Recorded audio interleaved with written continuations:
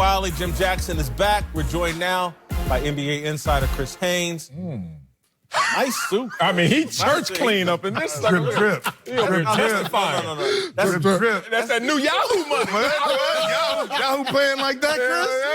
Yeah, See the brother all right. See the brother all All right, right. let's move to Boston, where the Celtics' disappointing regular season continued last night with a loss at home to the Blazers. It was the fourth straight loss for Boston, but after the game, Kyrie Irving made it clear he's tired of hearing about the team's recent struggles.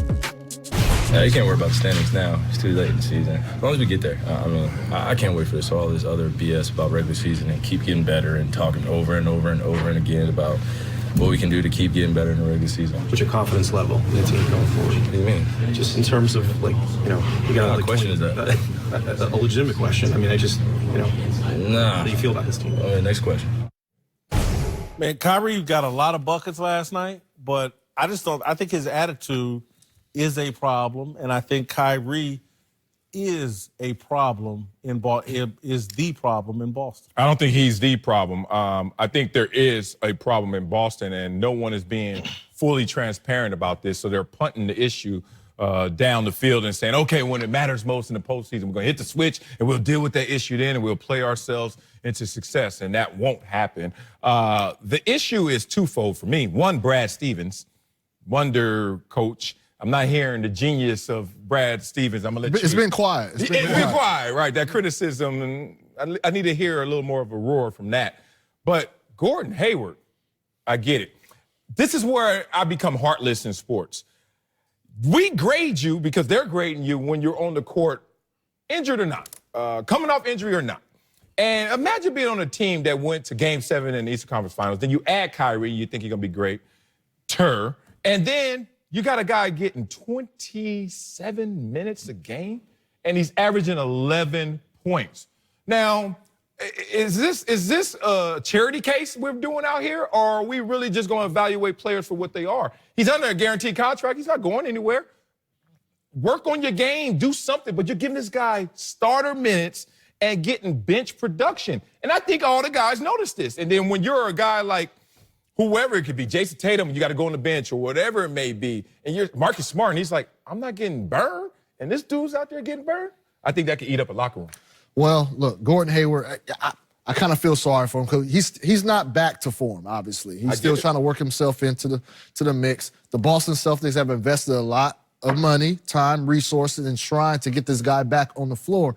So I understand what they're trying to do and giving as much minutes as possible without hurting the team to see if he can regain some type of form that he had in Utah.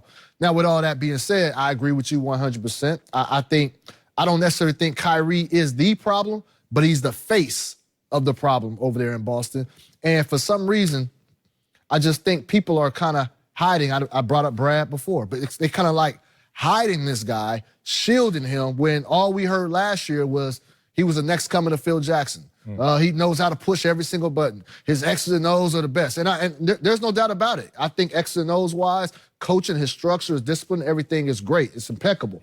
But when it comes to managing egos, when you have to sit a player down, talk to him, have some dialogue, say, hey, how can we get on the same page? Build a relationship. That's what I'm not hearing coming from the Boston Celtics. And then Kyrie, just a bad dynamic, a mix of his ego and things of that nature. So I think those kind of blend together is why we are where we're at with the Celtics. Well, we're talking about spreading the blame around because it can't just go on one person, one individual. Let's start with coaches. You talk about this. To me, in the regular season, coaches manage minutes, egos, and injuries. That's what they do during the regular season. And once you get in the playoffs, that's when you really dive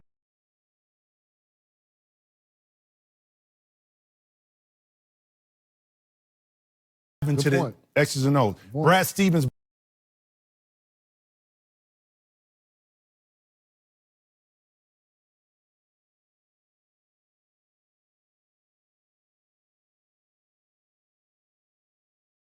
was one at Butler where he had overachievers, okay? He can allow the locker room to really police itself because they weren't overly talented, so they bought in.